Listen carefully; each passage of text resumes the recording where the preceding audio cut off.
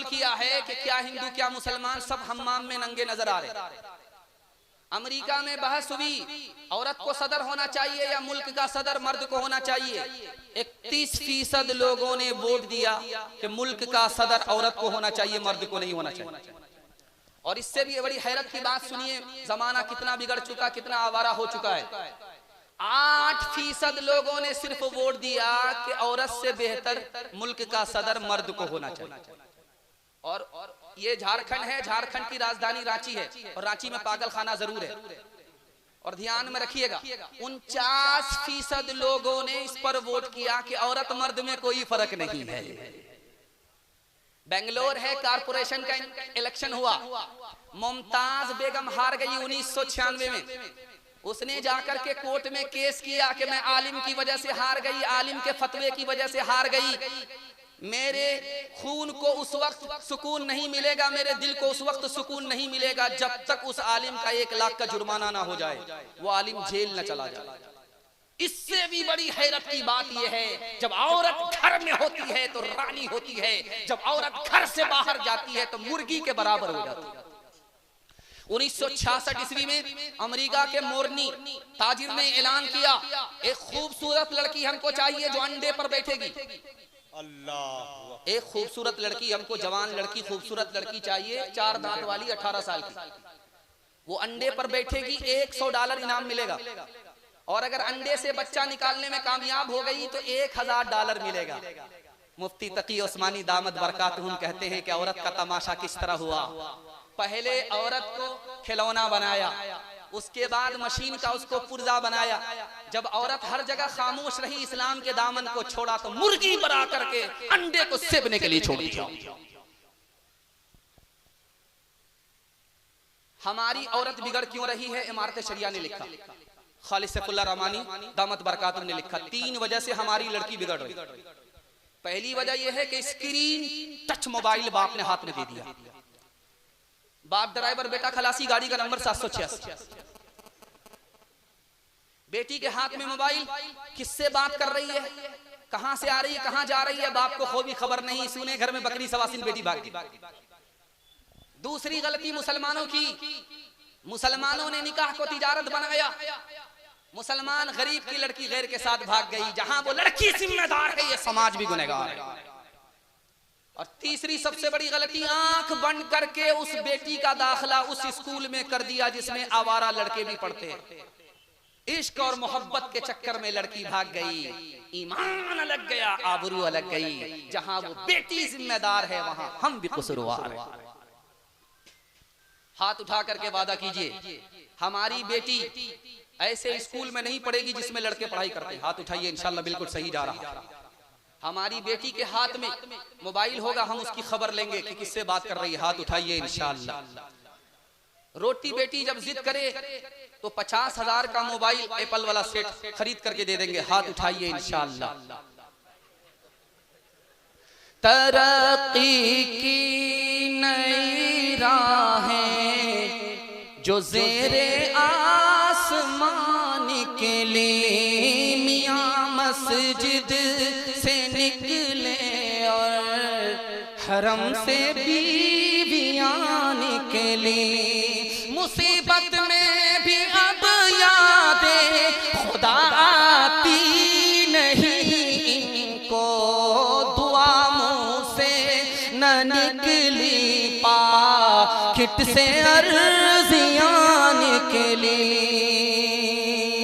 चप्पल है ऊंचे हील और ऊंटनी सी चाल, होठों पे लिपस्टिक लगा के कर रही है लाल।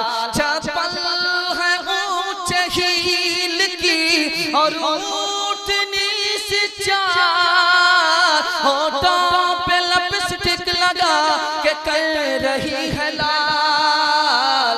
शौहर के सामने कोई जीनत नहीं रही, बेफातिमा से अब कोई औरत नहीं रही।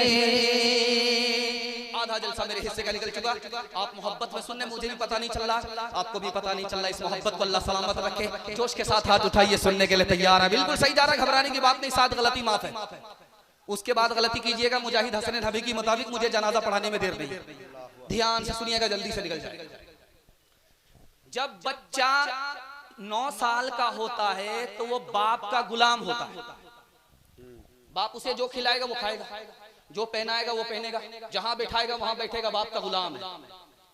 यही बच्चा जब 14 साल का हो जाए तो बाप का वजीर होता है। बाप को मशवरा देता है कि ये सही है, वो गलत है, वो गलत है, ये सही है। यही बच्चा जब 14 साल से ऊपर का होता है तो बाप का दोस्त भी होता है, बाप का दुश्मन भी होता है। कैसे? अगर बाप ने इस बेटे को नेकी के रास्ते पर लगा दिया तो ये बाप का दोस्त होगा। अगर बाप ने इसको नेकी के रास्ते पर नहीं लगाया तो ये दुनिया का दुश्मन बाद में होगा, पहले अपने बाप का दुश्मन होगा। आज एक ही ख्याल हमारा है जो बहुत खतरनाक है, मेरा बेटा कैसे इतना कमा ले, उतना कमा ले, मेरा बेटा कैसे करोड़पति अरबपति हो जाए। इसके चक्कर में बेटे को दीन की तालीम से दूर रखा। बेटा सब कुछ बन गया, इंसान और मुसलमान नहीं बन सका। बाप के ऊपर मेहरबान नहीं बल्कि मुसल्लत है, ये कसूर बेटे का, बाद में बाप का। तीसरी बात सुनिए, बहुत ध्यान से सुनिए। अगर आपके माँ बाप जिंदा हैं तो खिदमत कीजिए।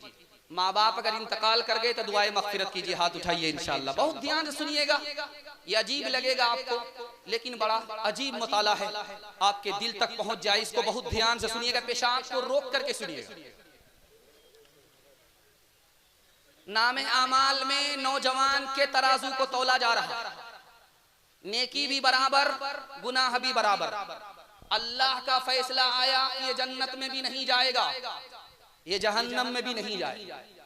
इतनी ही देर में फरिश्ता एक पर्ची लेकर के आया और गुनाह के पल्ले में डाल दिया, वो पल्ला झुक गया।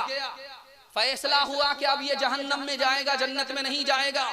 वो पर्चे में क्या था? माँ बाप को गाली दिया था, वो पर्चा बुराई के पल्ले में गया, झुक गया, जहन्नम का फैसला हो गया।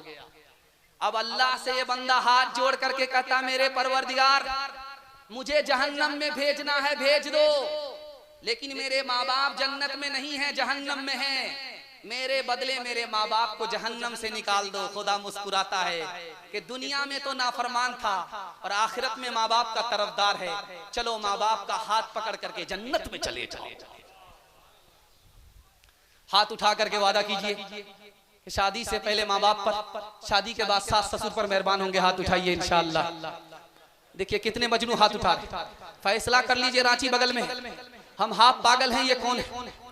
मुसीबत में भली रह के भला बनता है, सोहबत में बुरी रह के बुरा बनता है, सोहबत में भली रह के भला बनता है। माँ बाप का करता है अदब जो बच्चा, वो बच्चा बड़ा होके बड़ा बनता है, वो बच्चा बड़ा होके बड़ा बनता है।